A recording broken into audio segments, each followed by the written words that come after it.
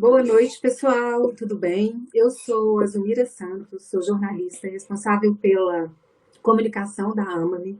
E hoje eu estou aqui com o Renato Malcher. A gente vai falar sobre o enfrentamento de preconceitos, a ciência e a maconha medicinal. Tudo bem, Renato? Tudo bem, Zumira? Queria agradecer a oportunidade de conversar com o público da AMAME e o público em geral. Agradecer também a sua participação e a do Diego, ajudando a gente a fazer essa divulgação científica aí. Muito obrigado pela oportunidade. Eu que agradeço a sua presença aqui. Já vou avisando o pessoal que o Sony Off tem lives, então se eu der alguma mancada, perdão. Vamos lá, vamos começar então. Renato, como é que teve início essa relação do ser humano com a cannabis?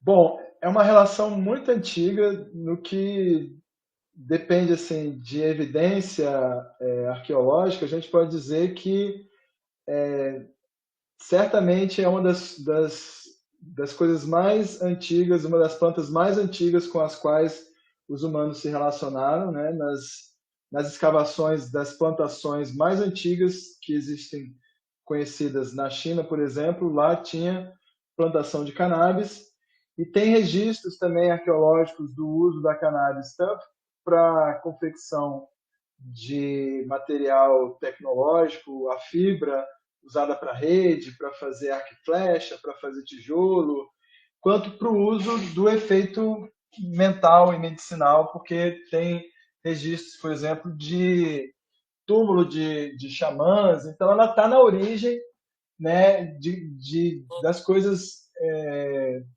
mais iniciais, assim, em termos de tecnologia humana.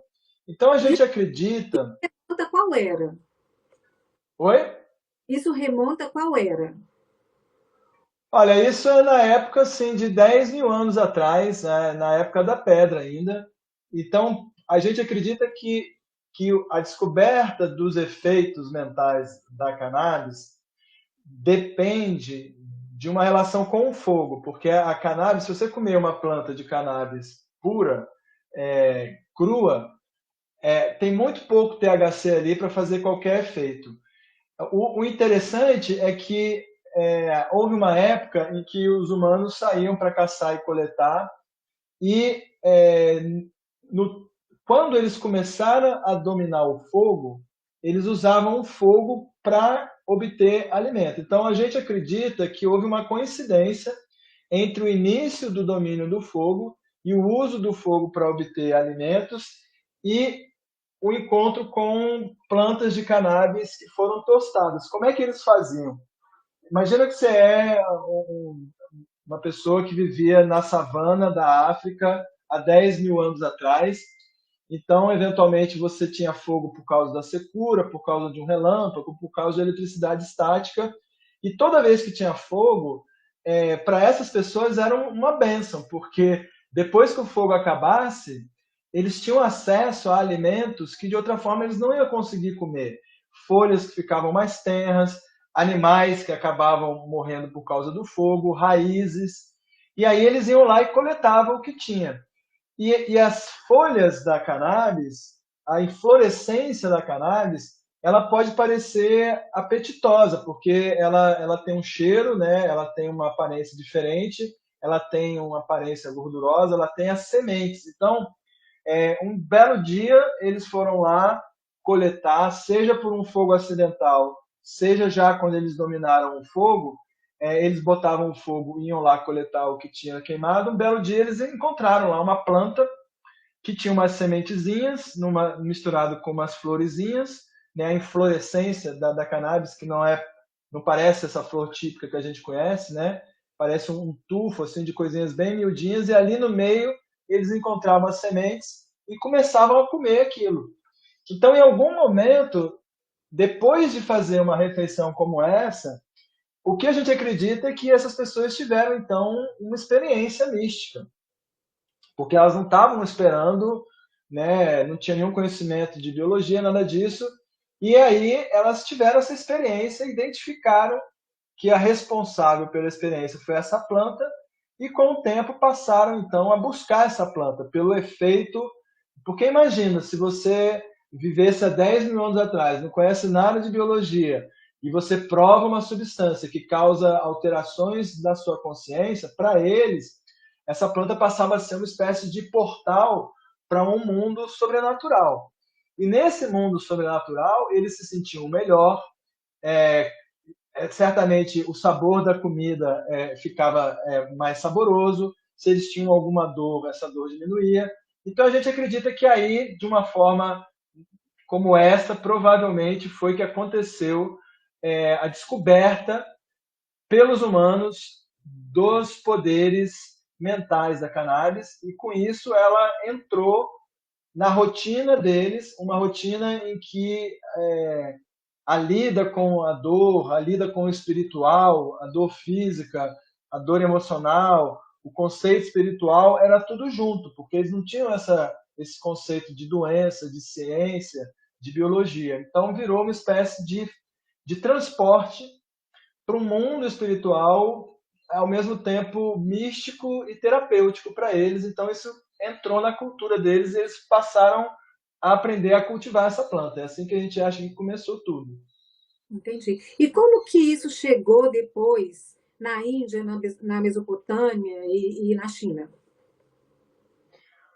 Bom, a gente acredita que os primeiros contatos com a cannabis podem ter ocorrido lá no início do desenvolvimento da espécie como Homo sapiens. É, como eu disse, provavelmente já havia um uso do fogo, ou esporádico, ou um uso sistemático do fogo, talvez antes mesmo dos humanos terem migrado para os continentes, para os outros continentes. Ou simultaneamente descobriram tanto na África quanto na Europa, e eventualmente o que aconteceu na África, na Ásia, onde quer que fosse, na verdade, os registros da origem genética da cannabis indicam que ela talvez tenha surgido, na verdade, não a planta em si, né? Não na África, mas na Ásia, numa região que era uma região fria e seca, não exatamente igual como é hoje, e que pode ser que esse primeiro contato com a planta pode ter acontecido também na Ásia. Deu o exemplo da África, mas pode ter acontecido na Ásia. Uhum. De qualquer forma, toda essa região, incluindo a África e a Ásia, são regiões muito ricas em registros arqueológicos de um uso muito antigo da cannabis. Por exemplo, na região ali do norte da África e do Oriente Médio, você tem a região onde é o Iraque, que antigamente era a Mesopotâmia. Ali foram encontrados os documentos mais antigos de qualquer tipo de documento médico. São tabletes de argila que são anteriores a 4.000 antes de Cristo. E nesses tabletes tem uma coleção que fala de poções mágicas. Os remédios antigamente eram chamados de poções mágicas, e pelo menos duas dessas poções que tem nesse registro incluem a maconha, por exemplo. Tem um papiro que foi do Egito, é tipo de 3.000 a 3.500 anos antes de Cristo, que também fala do uso medicinal da cannabis. E na China tem um documento primordial da medicina chinesa que chama Pen Qiaoting, que é a farmacopeia chinesa. Existe toda uma lenda sobre um rei místico, sábio, que provou as coisas todas da natureza e foi construindo essa farmacopeia, mas isso é uma alegoria que representa justamente a experiência dos humanos em descobrir remédios na natureza, experimentando as coisas. Então, descobre remédio, descobre veneno e assim por diante. Então, eles têm essa lenda na China de que houve um imperador mágico, uma espécie de semideus, que saiu provando tudo e descobriu a maconha. E aí eles, eventualmente, foram passando esse conhecimento isso é uma alegoria, né? Essa lenda, né, diz que ele foi passando esse conhecimento para os xamãs, para os pajés, ou o equivalente, né, nos primórdios da medicina da China.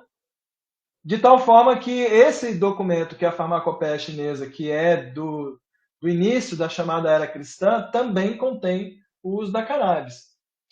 E aí o que acontece? Como o uso da cannabis tinha tanta importância tecnológica como essa importância mística e medicinal, ela ficou muito fortalecida na cultura deles. Como era fácil cultivar essa planta, ela se adaptava bem ao ambiente tanto da Ásia quanto da África, ela acabou se incorporando à cultura de grupos que eventualmente podiam ser grupos nômades que se deslocavam para diferentes regiões e eventualmente chegaram na Europa, se espalharam pela África, pela Ásia, e com eles foi se espalhando e se aprimorando tanto os usos tecnológicos da maconha, fabricação de papel, fabricação de arco e flecha, fabricação de tijolos, de fabricação de utensílios de cerâmica usando a fibra, né?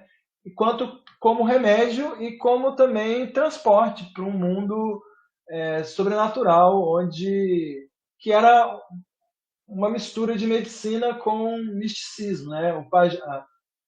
A medicina começa com essa característica, né? Esse mundo sobrenatural que você fala, Renato, assim, porque quem faz o uso da maconha medicinal e tal, sabe que você não tem. Você tem a dosagem certa, correta e tal, não existe efeitos, né? Assim, alucinógenos, tal. Isso é um preconceito da sociedade e tal, mas a gente sabe que não existem efeitos. Quando você fala dessas viagens, né, assim, dessas viagens espirituais e tal, você crê que era uma experiência mais aprofundada ou que era uma questão que era normal, assim, como quem usa o THC ou...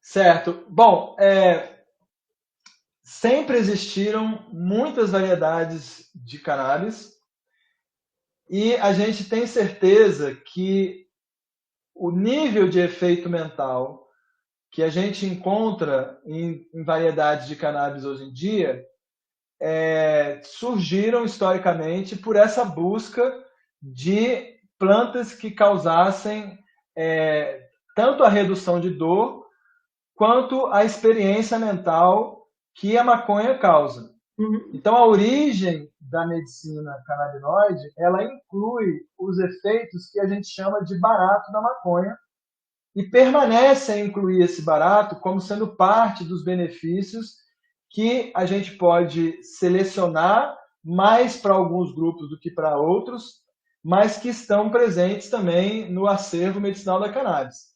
Então, as plantas que chegaram até nós, com esses efeitos relaxantes, com esses efeitos de sentir as coisas de uma maneira mais alegre, mais gostosa, mais bonita, mais suave, eles, eles são partes da história da coevolução do homem com a planta para aperfeiçoar as características medicinais dela.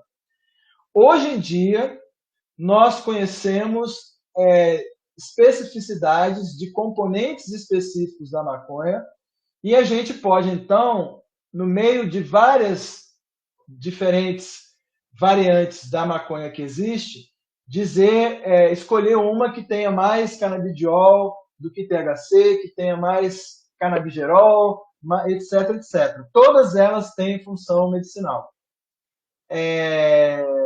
Então, o interesse por plantas de cannabis com menos THC para uso medicinal é mais recente, né? Porque desde sempre a medicina não separa a sensação de bem-estar das outras características que a gente pode identificar como sendo medicinais e esse bem-estar ele depende em grande parte do THC para gerar realmente um efeito mais profundo. E E quando... as plantas antigas, elas realmente tinham uma quantidade de THC que as pessoas, quando usavam, tinham a sensação de realmente estar num mundo diferente, um mundo mais suave, um mundo mais agradável, as cores mais vivas. A maconha não é alucinógena. É, existe uma terminologia médica que eu não concordo, que algumas pessoas dizem que ela pode ser classificada como alucinógena, mas eu não concordo.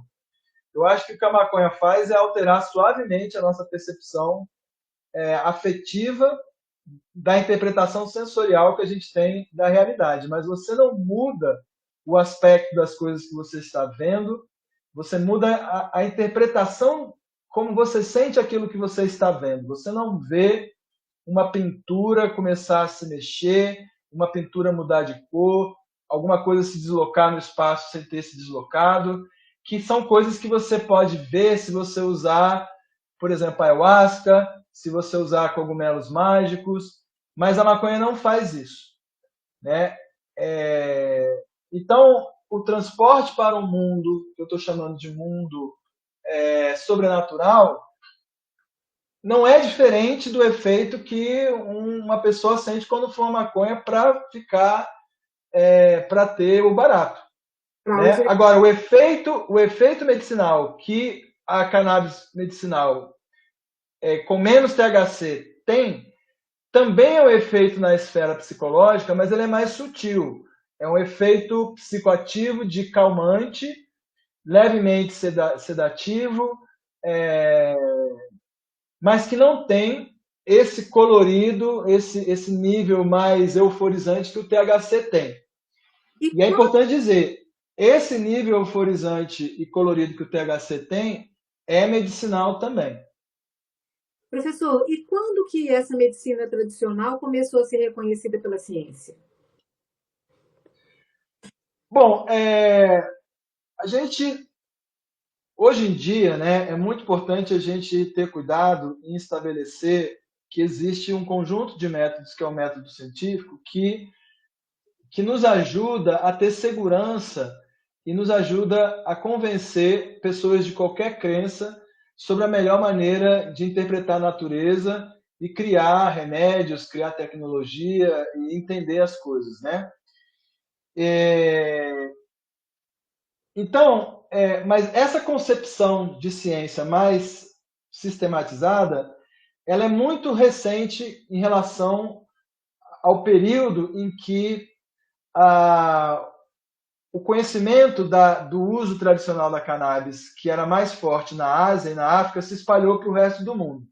De qualquer forma, o ponto que a gente tem aqui de virada é justamente quando um britânico, na verdade um irlandês, né, na época que a Inglaterra colonizou a Índia, já era 1800 e pouco, então já existia esse conceito, né, de método científico, que é um método que valoriza muito o experimento, valoriza muito o conhecimento da consistência daquilo que você está comparando, daquilo que você está testando.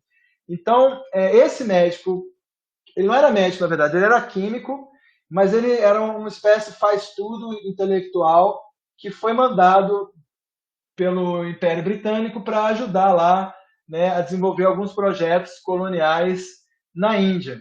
E nesse processo ele observou que a medicina tradicional indiana dominava o uso da cannabis e conseguia tratar sintomas que os europeus não conseguiam tratar. Por exemplo, sintomas severos de cólera, sintomas severos de epilepsia e de tétano. Ele via na Índia os médicos indianos, na formação tradicional deles, resolvendo crises como essa, e isso chamou muito a atenção dele, porque isso era muito crítico na Europa nessa época. E a Europa não tinha como cuidar dessas coisas. E aí ele fez experimentos. Né? Então ele fez soluções em álcool de resina de cannabis, que lá na Índia eles chamam de charas. Hoje em dia os persas chamavam de hashish, né? Hoje em dia esse nome hashish também é um nome muito usado para a resina da cannabis. Ele diluía isso em álcool e aí ele testou em animais e testou em humanos. E o que aconteceu é que ele acabou escrevendo um relatório, e esse relatório é absolutamente extraordinário, sobretudo porque nele, esse relatório foi publicado em 1843 em inglês, na Inglaterra. E nesse relatório ele conta a história de uma menina de 4 semanas de vida que chegou até ele, através dos pais que tinham ouvido falar que ele estava fazendo testes medicinais e tal. Ela começou a ter um monte de convulsão e, além dos efeitos terríveis do excesso de convulsão para o desenvolvimento e para o aspecto agudo da saúde dessa menina, o estado de convulsão dela era tão severo que ela estava prestes a morrer de inanição, porque ela sequer conseguia amamentar, porque não parava de ter convulsão. Aí ele testou, pela primeira vez registrado, de maneira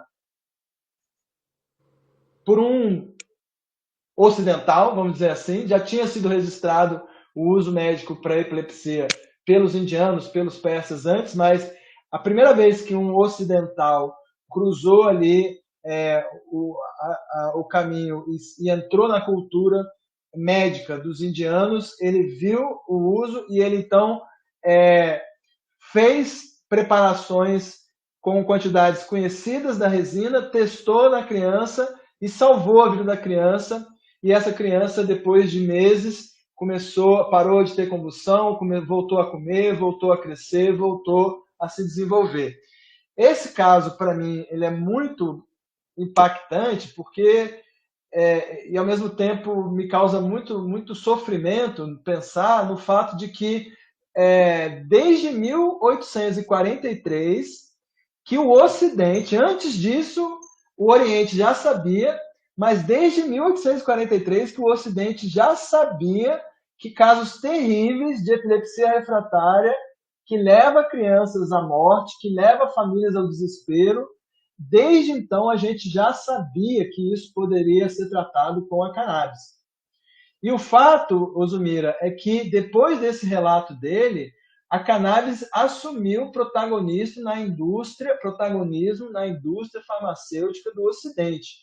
Entre o final do século XIX e as 3 primeiras décadas do século XX, até quase a década de 40 do século XX, a cannabis índica era um dos principais componentes dos produtos da indústria farmacêutica. Nessa época já existia, por exemplo, a Lilly, que é uma marca que existe até hoje, e tinha xarope para tosse, tinha remédio para dor de dente, remédio para cólica menstrual, quase tudo que você pudesse imaginar na indústria tinha extrato de cannabis por causa desse relato. Entretanto, eventualmente veio a proibição, né? E deu no que deu. Entendi. Professor, vou fazer um parênteses aqui, porque eu comecei a live e não te apresentei. Então, eu vou pegar um minutinho nosso aqui e vou apresentar o Renato. O Renato é neurocientista, professor do Departamento de Fisiologia da UNB e coautor do livro Maconha, Cérebro e Saúde, não é isso, professor? Isso, eu escrevi ele com o Siddhartha Ribeiro, um colega neurocientista também. Sim. E o outro recadinho que eu queria dar quem não estiver, se a gente não estiver acessando as perguntas que estão no chat, pessoal, vocês podem mandar para o nosso inbox que a gente responde, tá bom? Uma outra perguntinha aqui, professor, da conversa que a gente teve. Por que essa medicina foi proibida se ela estava dando tão certo? Por ganância, por interesses econômicos, interesses políticos e interesses geopolíticos. A história é um pouco grande, eu vou tentar resumir basicamente dizendo o seguinte: nos Estados Unidos, ela fez muito sucesso, como no resto do mundo, para o uso medicinal. Entretanto, havia um interesse político em criar mecanismos de contenção, de uma maneira geral, da população, empoderando a polícia a ter atitudes em relação às pessoas, usando a questão da droga como um mecanismo de controlar e ter acesso e reprimir pessoas. Então, houve uma época em que na política americana, eles achavam importante proibir o uso do álcool. E como o álcool é muito difundido na cultura, e tanto rico como pobre gosta de álcool, isso gerou muito problema. Muitas pessoas acabavam comprando álcool clandestinamente, o que acabou enriquecendo os criminosos. Os criminosos ricos acabaram corrompendo a polícia, e aí acabou tendo disputa entre criminosos ricos, virou a máfia e aquela desgraça toda.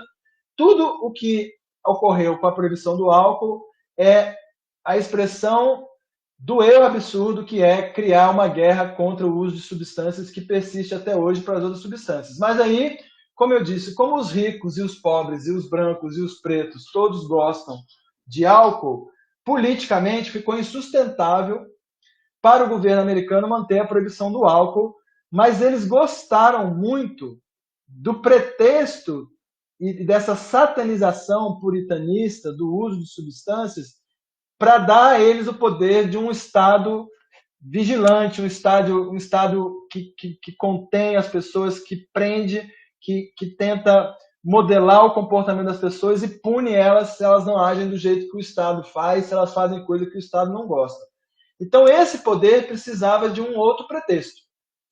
E aí, o que eles fizeram? Eles resolveram mirar na maconha. Por que eles resolveram mirar na maconha? Porque, como não tinha argumento científico para justificar a proibição de uma substância que estava fazendo sucesso como medicamento, eles precisavam de uma forma de convencer os americanos a se empolgarem com a ideia de punir as pessoas que usam cannabis. Então, eu estou falando do mecanismo, depois eu vou falar das causas econômicas. Estou falando do mecanismo como eles atingiram o sucesso de convencer os governos e as pessoas a proibir a cannabis. Eles atingiram esse sucesso porque eles resolveram conectar o uso da cannabis com a cultura dos mexicanos. Os mexicanos estavam imigrando bastante para o sul dos Estados Unidos para trabalhar na lavoura, né, dos estados do sul dos Estados Unidos.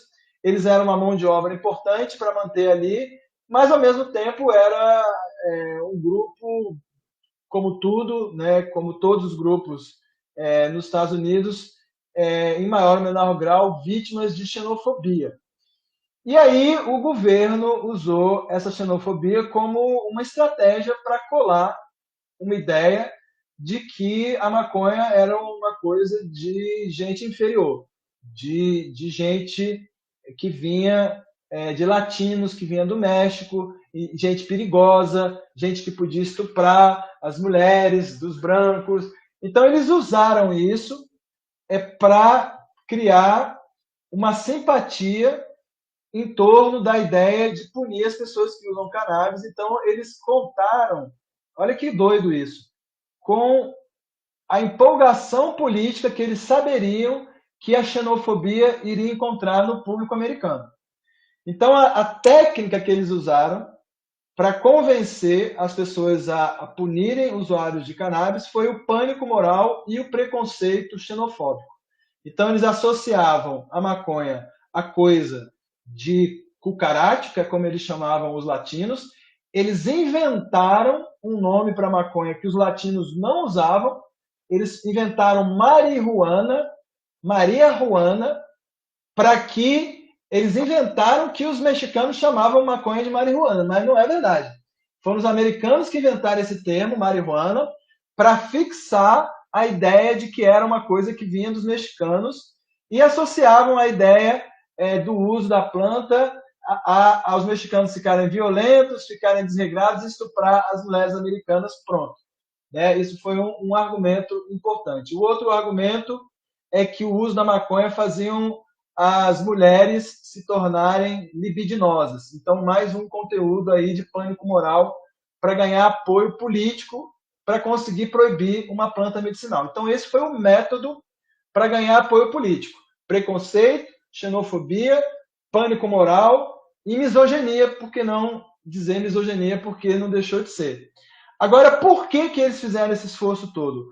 além de ser interessante ter esse mecanismo de controle policialesco do Estado, havia interesses econômicos compatíveis, confluentes com esse ideal também, que era o interesse de pessoas que viam na maconha uma grande competidora, por exemplo, no mercado de papel.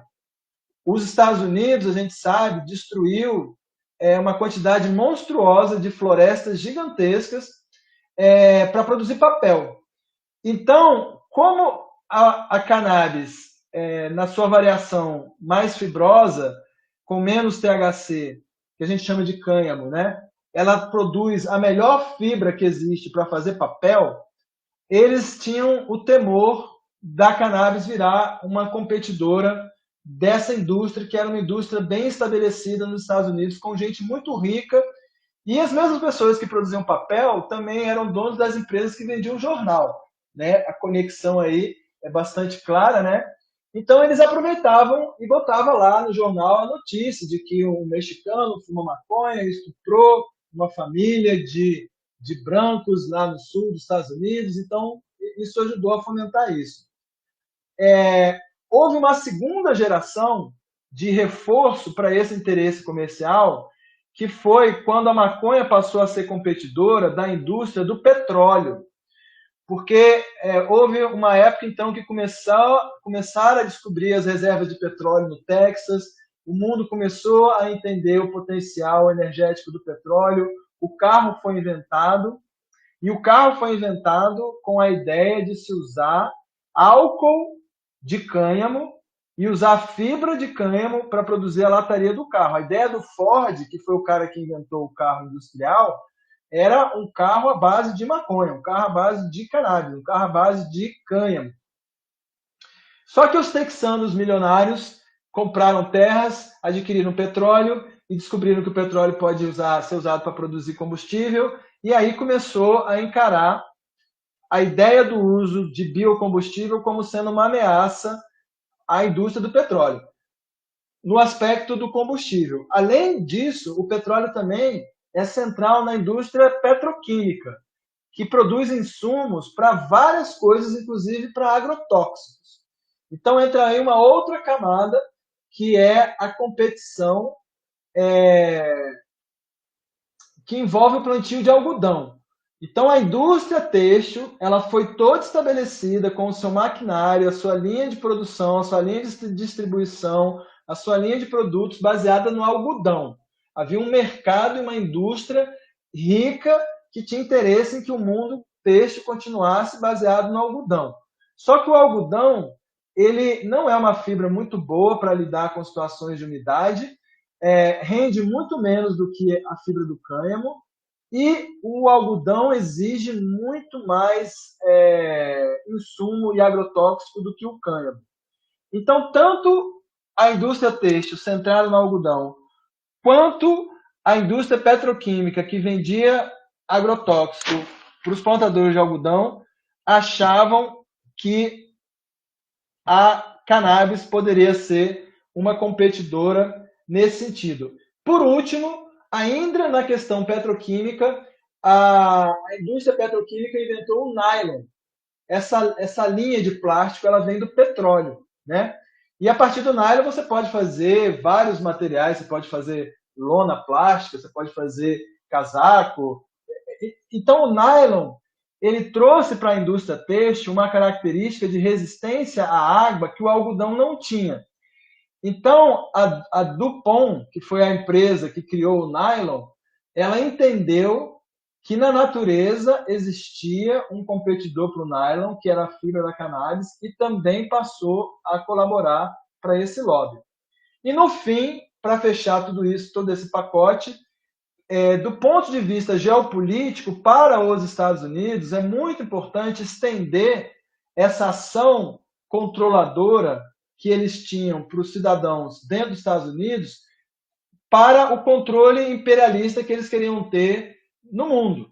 Então, para eles, foi muito importante criar uma lei internacional para criar uma guerra contra as drogas, para satanizar tudo que diz respeito à droga E com isso eles tinham agora um pretexto para virar a polícia do mundo e interferir nos governos da América do Sul, da América Latina, derrubar governo, dar dinheiro e corromper a polícia, armar a polícia sob o pretexto de proteger o mundo das drogas.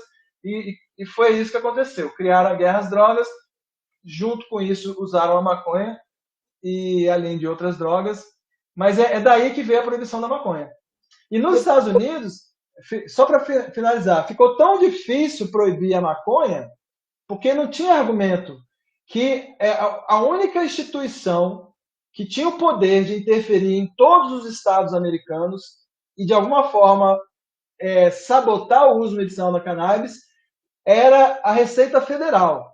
E aí a Receita Federal americana impôs um imposto proibitivo, que era tão caro, que os médicos foram deixando de usar a cannabis e, em paralelo, o governo foi operando para internacionalizar essa proibição.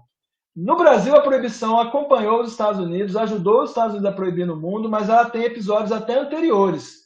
O Brasil foi um dos primeiros a ter regras específicas contra a maconha, ainda na época dos escravos.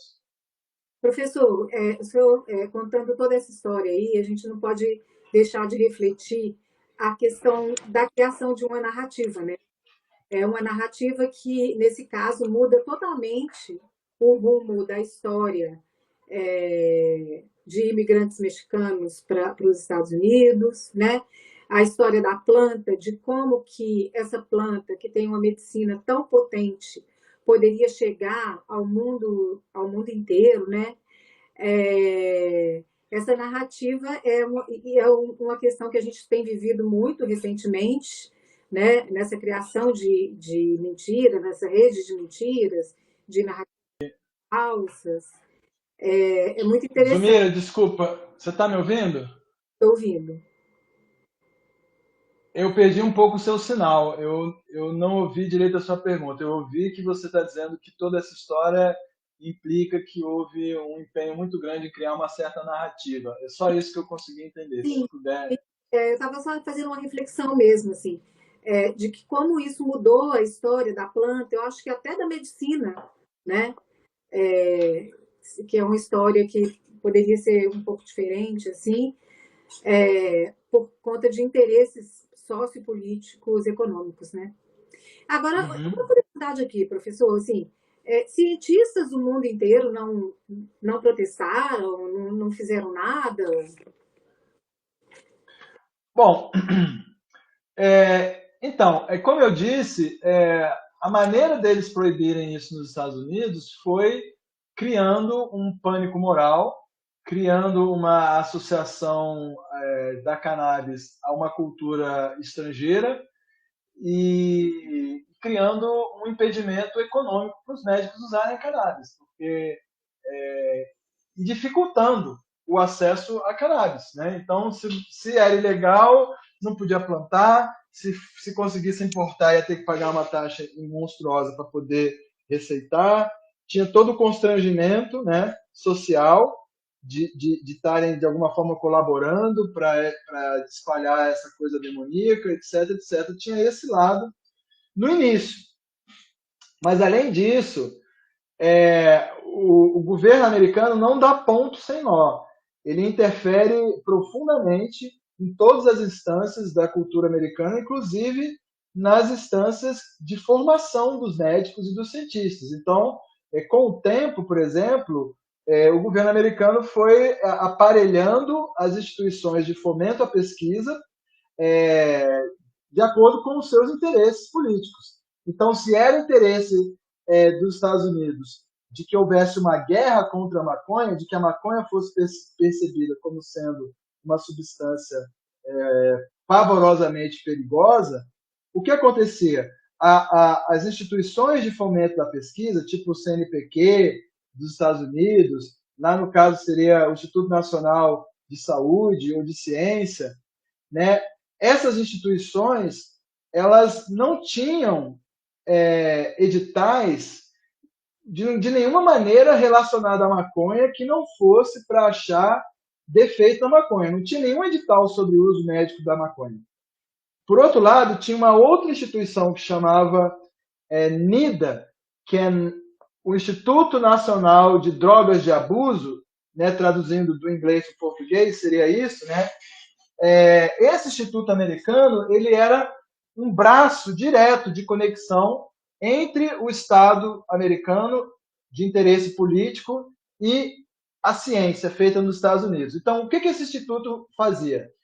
Ele monopolizava, era a única instituição que poderia fornecer ela própria maconha para a pesquisa, tinha que ser a maconha que ela produzisse, e essa maconha só poderia ser usada para pesquisa aprovada por eles.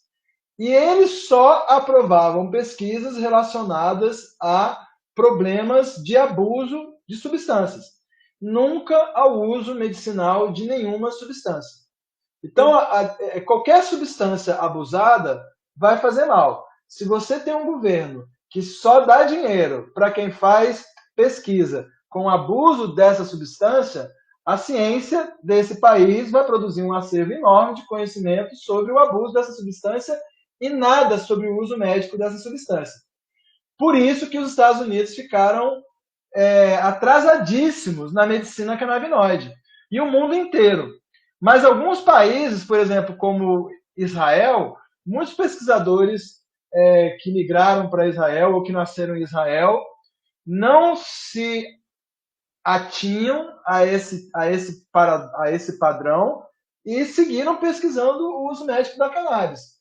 E não é à toa que Israel sempre foi o país mais avançado, moderno, né, dos tempos modernos, no uso medicinal da cannabis. Então, existe uma interferência direta do governo americano, historicamente falando, no sentido de sabotar e de criar um embargo a qualquer pesquisa do uso de cannabis para suas funções medicinais, por um lado, e existia muito recurso para qualquer cientista que quisesse mostrar, por exemplo, que o uso da cannabis levava ao uso de crack, que o uso da cannabis levava a pessoa a querer matar a família, que o uso de cannabis levava a todo tipo de desgraça, tinha dinheiro para isso.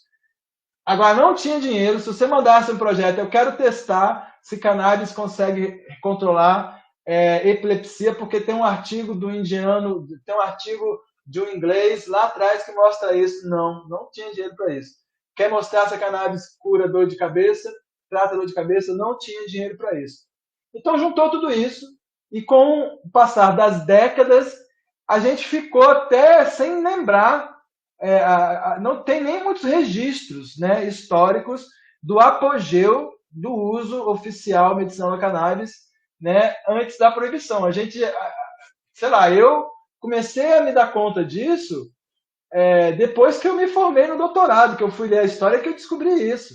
Eu não tinha ideia que a cannabis tinha sido parte da indústria medicinal até a década quase de 40 do século XX. Então, houve todo um esforço mesmo de sepultar essa história e de inverter a chave da pesquisa da cannabis. Em vez de levar ela para produzir benefícios, ela foi invertida para produzir a ideia de que ela causa malefícios e, a partir desse acervo, gerar convencimento para produzir morte na guerra contra o uso da cannabis. Então, a coisa é tão louca que a gente chegou num ponto em que as pessoas morrem e matam para impedir o uso de uma planta medicinal até hoje. E é por isso, né, foi ótima a sua pergunta para esclarecer isso aí. Professor, nós temos um comentário aqui do Paulinho. Ele pede o seguinte: é importante falar no tal doutor Pernambuco. Eu não entendi nada, mas queria saber se isso levanta... Tal do quê? Doutor Pernambuco. Não sei do que ele está falando. Bom, então não sabemos, Paulinho. Ah, sim. Sim. Ele está falando, se não me engano, de um diplomata brasileiro que colaborou para a formulação da primeira lei internacional que colocou a maconha no mesmo nível de periculosidade do ópio, né? E aí houve um conchavo entre esse cara e o Egito e os Estados Unidos. Eu espero não estar confundindo com alguma outra coisa, mas eu acho que talvez seja sobre isso que ele esteja falando. Me desculpa se eu estou enganado, mas eu acho que é isso que ele está falando. Professor, e a chegada da maconha no Brasil e a construção desses preconceitos também no Brasil? Como é que se Ah, deu? isso é muito interessante, é um caso assim extraordinário, justamente de como que o preconceito é usado para reprimir as pessoas, né? Com o pretexto de um discurso sanitarista, que foi exatamente o que aconteceu no Brasil. Bom, a chegada da maconha no Brasil, ela, a gente não tem muita documentação sobre a chegada da maconha não oficial.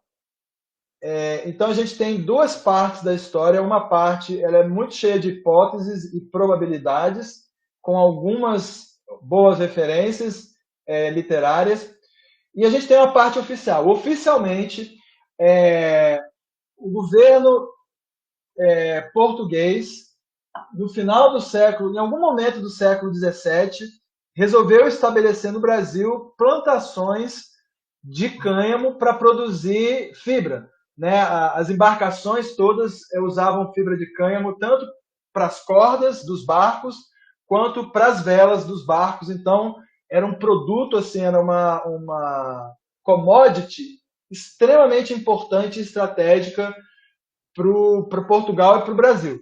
Então, o próprio governo português implementou, no final do século XVII, plantações de cânhamo no Brasil. Porém, provavelmente muito antes disso, o uso da maconha, o uso entorpecente da maconha, o uso ritualístico, o uso medicinal da maconha já era difundido no Brasil e a origem disso provavelmente tem a ver com, certamente tem a ver com os navegadores, com os marinheiros, né? Os marinheiros que saíam do Brasil com produtos para espalhar pelo mundo e as indústrias, as companhias, né, comerciantes que chegavam com os seus navios no Brasil, frequentemente tinham ali os marinheiros que já tinham rodado pelo mundo. Os marinheiros portugueses muitos já tinham estado, por exemplo, na Índia, na África, onde eles teriam conhecido o uso da cannabis, o uso de cannabis para alterar, né, o estado mental. Os portugueses também já tinham algum conhecimento cultural por causa do contato que eles tiveram na época que os mouros ocupavam ali a região ibérica, né? Então, os marinheiros portugueses ou de outras nacionalidades que faziam parte dessas companhias que faziam transportavam mercadorias entre os continentes, eles certamente conheciam e apreciavam o uso da maconha, porque para você fazer uma viagem de meses no mar, né, com todo aquele, enfim, momentos de tédio e de tensão, então era algo valorizável, né, eu acredito, do ponto de vista desse grupo de pessoas, em barcos de qualquer tipo de comércio, inclusive barcos negreiros.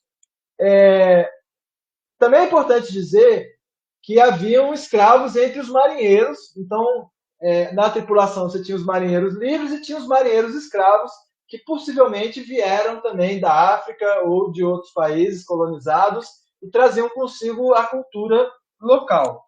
Existe uma hipótese de que os africanos escravizados teriam colaborado para a chegada da cannabis no Brasil. Eu acho que certamente eles foram fundamentais para colaborar para o enriquecimento da cultura mística e medicinal da cannabis do Brasil, porque eles reencontravam essa cultura em circunstâncias especiais em que alguma plantação, alguma fazenda era flexível digamos assim, autorizava que os escravos pudessem ter contato com essa planta, plantassem, usassem ela para relaxar, para aliviar a dor. Então, muitos donos de plantação poderiam achar isso interessante.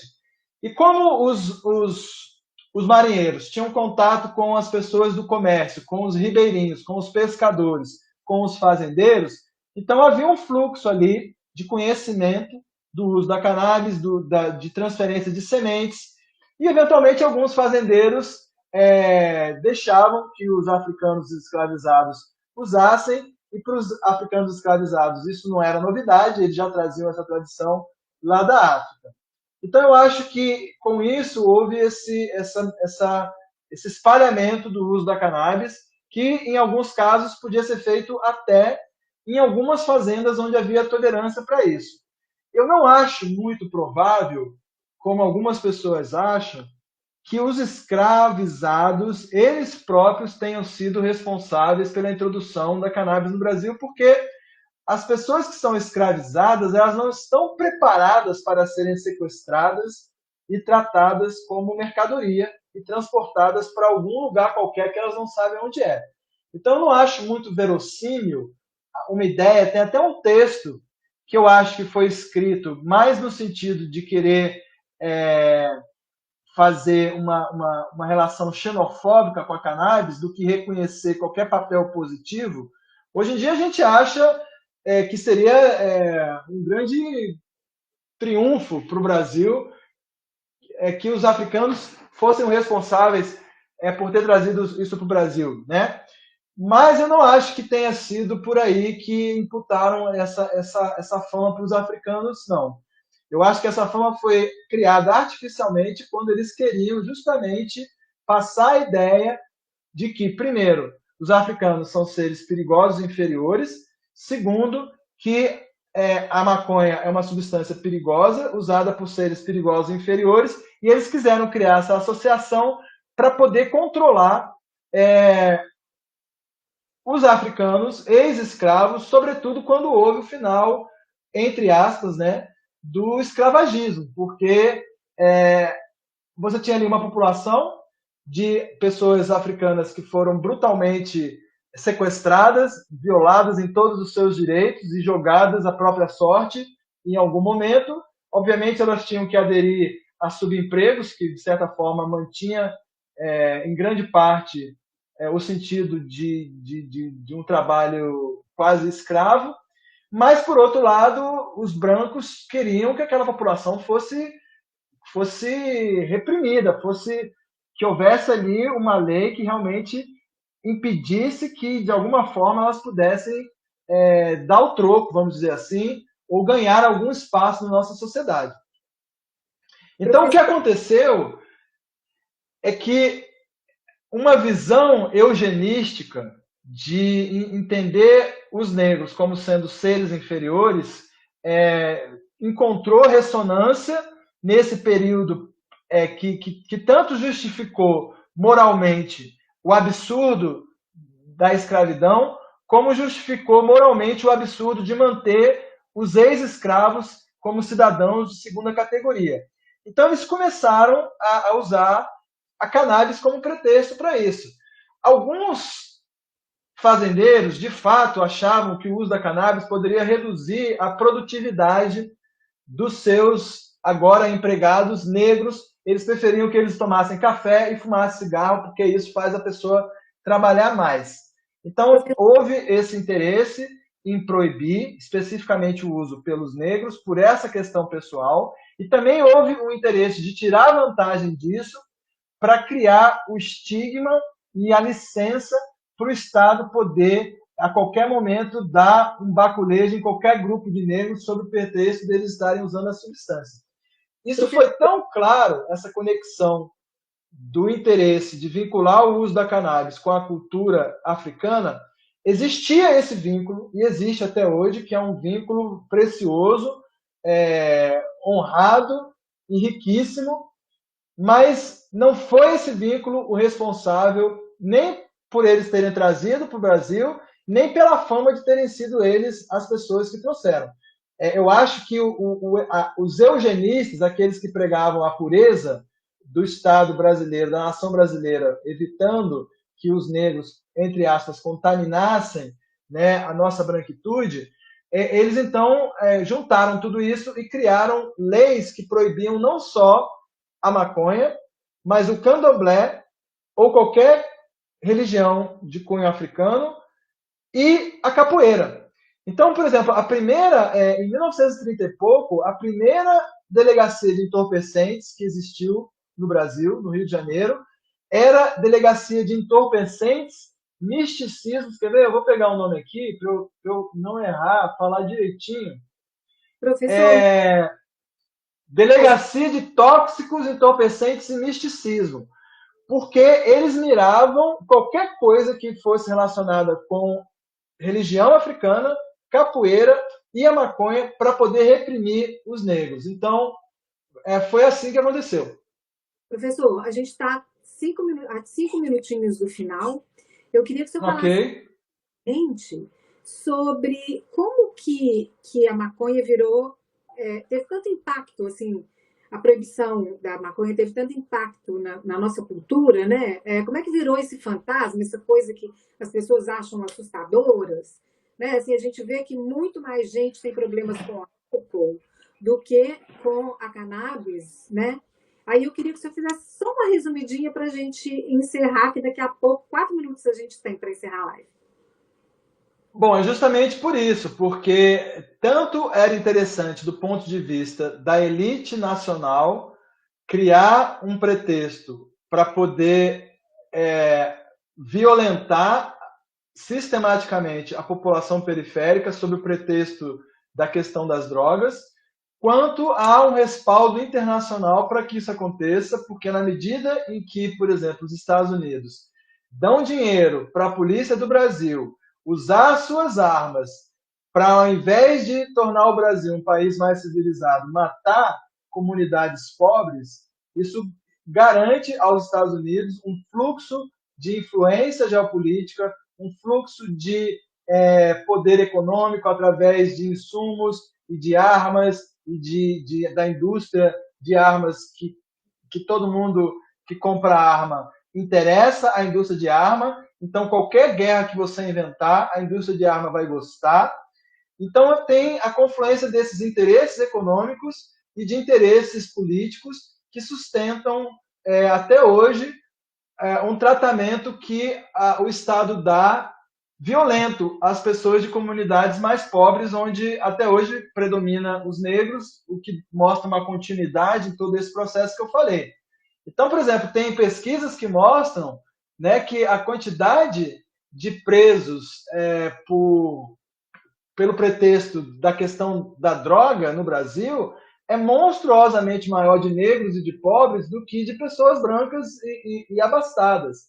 E isso não tem nenhum impacto positivo na saúde pública. Pelo contrário, a maconha nunca matou ninguém. A guerra à maconha mata pobre que está na favela, mata pobre que é da polícia e bota de desgraça a vida das pessoas e das famílias. Quando um pai, um filho vai preso, isso tem um impacto monstruoso, tanto do ponto de vista psicológico, quanto do ponto de vista econômico, quanto do ponto de vista, inclusive, da autoestima dessas pessoas e político, porque você cria ali um caldo de cultura que permite a corrupção, permite o vicejamento de grupos criminosos que vão disputar o mercado na bala e que vão fazer associações espúrias com eventuais autoridades corruptas. E aí você cria um ciclo vicioso que é um dos principais buracos para o desenvolvimento do Brasil, é essa aderência sistemática a essa guerra aos pobres que recebeu o nome de guerra às drogas, né? E é por isso, como a elite brasileira é uma elite que tem muito essa cultura escravagista muito enraigada dentro de si, ela continua prestigiando isso. Né? Professor, a gente está no finalzinho, já estamos 20h59. E aí eu queria que você desse só um encerramento, fizesse um encerramento para o pessoal, quem Não, quiser. eu queria agradecer, Zumiro, eu queria parabenizar você. O percurso que a gente fez aqui com a sua condução foi incrível em 1 hora. Eu tô chocado que a gente tenha conseguido, de forma coerente e tranquila, percorrer tudo isso. Eu queria dar o parabéns à sua condução. Eu queria agradecer muito às pessoas que estão escutando. Eu torço muito que o Diego aí, que também está de parabéns pelo cuidado técnico, consiga guardar e colocar a gravação dessa conversa disponível para as pessoas que puderem acessar, quem não pôde ver ao vivo, porque foram realmente assuntos muito importantes. Então é isso, eu queria agradecer e parabenizar vocês e torcer que vocês consigam manter a gravação aí disponível para quem não teve chance de ver ao vivo. Muito Tá? obrigado. Muito obrigada, viu? E obrigada, gente, quem está assistindo aí. Dúvidas, pode mandar no inbox que a gente responde, tá bom?